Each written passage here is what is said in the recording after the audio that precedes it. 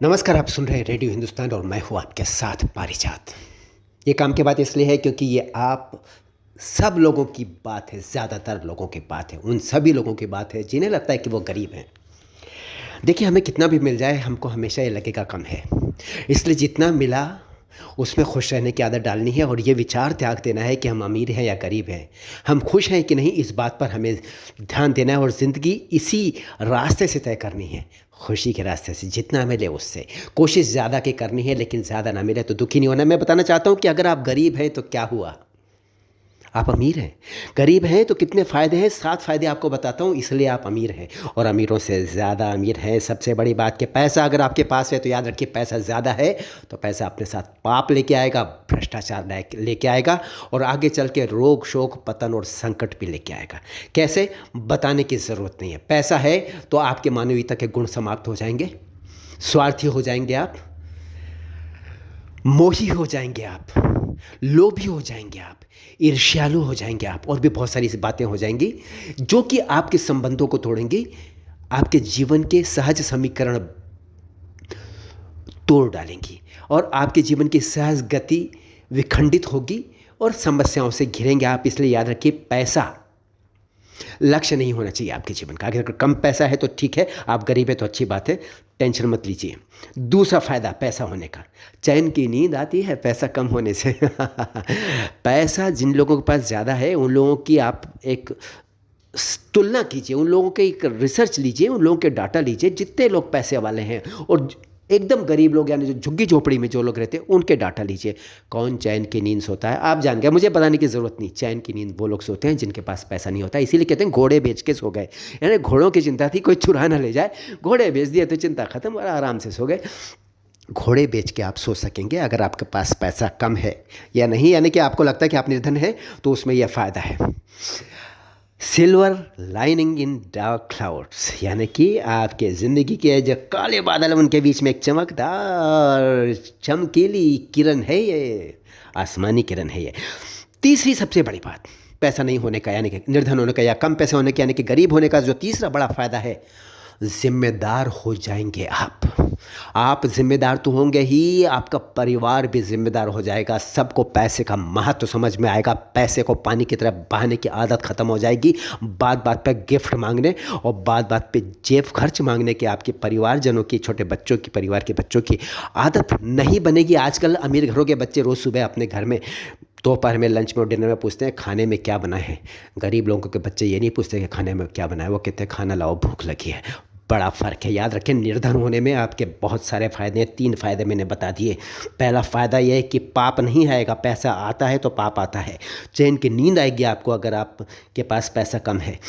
ज़िम्मेदार होंगे आप भी नौकरी धंधे और अपने बिज़नेस और अपने काम के लिए, और आपके बच्चे भी ज़िम्मेदार होंगे घर के परिवार की ज़िम्मेदारी के लिए, पैसे को लेकर के भी और जीवन को लेकर के भी। ये 3 बातें होंगी। चौथी बात, आप अपराध से बचेंगे। आपका पैसा कम है तो आपके साथ फिरौती नहीं होगी, अपहरण नहीं होगा, पर किसी परिजन का फिरौती नहीं मांगी जाएगी। सबसे बड़ी बात, आपके घर चोरी नहीं होगी, आप डकैती के शिकार नहीं होंगे, आपको लेकर के लोग प्लानिंग नहीं करेंगे आपको लूटने की। याद रखिए, पैसा नहीं होने का सबसे बड़ा फ़ायदा यह है कि आप किसी अपराध के शिकार होने से बच जाते हैं। 4 फ़ायदे हो गए। 5वां फ़ायदा है कि आप प्रकृति पुत्र हो जाते हैं। अगर आपके पास पैसे कम होते हैं, निर्धन होते हैं, आप गरीब होते हैं तो आपको सर्दी झेलनी भी आ जाती है, आपको गर्मी झेलनी भी आ जाती है, आपको बारिश बाढ़ झेलनी भी आ जाती है, क्योंकि सबसे ज़्यादा इन चीज़ों के शिकार आप ही होते हैं। और ज़िंदगी जीना इस तरह से आप सीख जाते हैं। ज़िंदगी क्योंकि आमना सामना आपका होता है ज़मीन पर, वास्तविकता के धरातल पर ज़िंदगी से 2-2 हाथ करते हैं आप प्रकृति पुत्र बन जाते हैं। प्रकृति की सबसे ज़्यादा, प्रकृति का कोप आप पर ही पड़ता है और प्रकृति का सबसे ज़्यादा प्रेम भी आप पर होता है।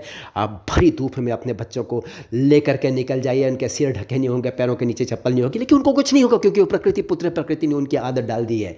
माँ ने अपने बच्चों को जीना सिखा दिया है। प्रकृति माँ है।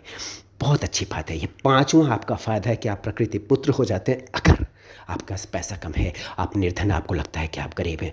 6वां बिल्कुल वही वाली बात है जो प्रकृति पुत्र वाली बात के उसी जुड़ी। आप बीमारियों के शिकार नहीं होते, आपको डायबिटीज़ नहीं होगा, आपको हार्ट अटैक नहीं होगा, आपको और बड़ी बड़ी बीमारियाँ, कोलेस्ट्रॉल हो गया आपको और दूसरी चीज़ें हो जाती हैं, वो सब नहीं होंगी। वो सब अमीरों के चोंचले हैं। आप मध्यम वर्गीय परिवार के लोग भी हैं तो आप इन बीमारियों से शिकार हो सकते हैं, याद रखिए। इससे जाहिर है कि आप गरीब नहीं हैं। तो इसलिए क्यों बेकार में दुखी होते हैं? गरीब होने का अर्थ है कि इन बीमारियों से आप दूर रहेंगे, क्योंकि आप कड़ा परिश्रम करेंगे। आप समय सोने में, आराम करने में और व्यर्थ नष्ट करने में कम बिताएंगे। और जितना ज़्यादा आप ज़िंदगी से दो हाथ करेंगे, ज़िंदगी कड़ी धूप में आप चलेंगे ना, उतना ज़्यादा आप मजबूत बनेंगे। ये बीमारियां हैं ना, दूर से सलाम करके निकल जाएंगी आपको। छठवीं सबसे बढ़िया बात, 1 2 3 4 5 6 बातें बताई। सातवीं सबसे बढ़िया, सबसे अच्छी बात, याद रखिए, आपकी आयु बढ़ जाएगी। याद रखिए, बिजलियाँ गिरती हैं तो ऊंची अट्टालिकाओं पर पहले गिरती हैं, छोटी झोपड़ियों पर बाद में। मैं झोपड़ी की बात नहीं कर रहा, झोपड़ी बहुत ही ज़्यादा हो जाएगा, अतिरेक हो जाएगा। मेरा मतलब है कि आप मध्यम वर्गीय परिवार या निम्न मध्यम वर्गीय परिवार से संबंध रखते हैं तो भी आपको लगता है आप गरीब हैं। आप गरीब नहीं हैं। गरीब है तो आप बहुत अमीर है। किस तरह से? कि आपकी आयु बढ़ जाएगी, आपको ये बीमारियाँ नहीं होंगी, आप मजबूत होंगे, आप प्रकृति पुत्र होंगे, आपको जीवन जीना आएगा, आप जिम्मेदार होंगे, आप चैन की नींद लेते होंगे, आप पाप के शिकार होकर जेल नहीं जाएंगे। याद रखिए, आपकी आयु बढ़ जाएगी क्योंकि आप सहज जीवन जी रहे हैं, वास्तविक जीवन जी रहे हैं, वास्तविकता के धरातल पर जी रहे हैं। और ईश्वर का भी आपके प्रति प्रेम है और प्रकृति का भी।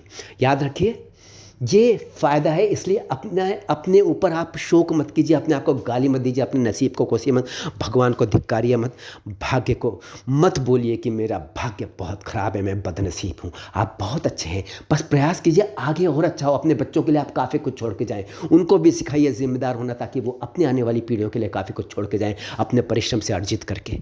आपका लोक भी बनेगा, परलोक भी बनेगा। सबसे अच्छी बात है, 8वीं बात जो मैंने नहीं कही, आपका लोक के साथ साथ परलोक भी बनेगा। अगर आपको लगता है आप निर्धन है, आपके पास पैसे नहीं है या कम है, या आपको लगता है आप गरीब हैं, सबसे बड़ी बात आज से मान के चलिए कि आप गरीब नहीं हैं।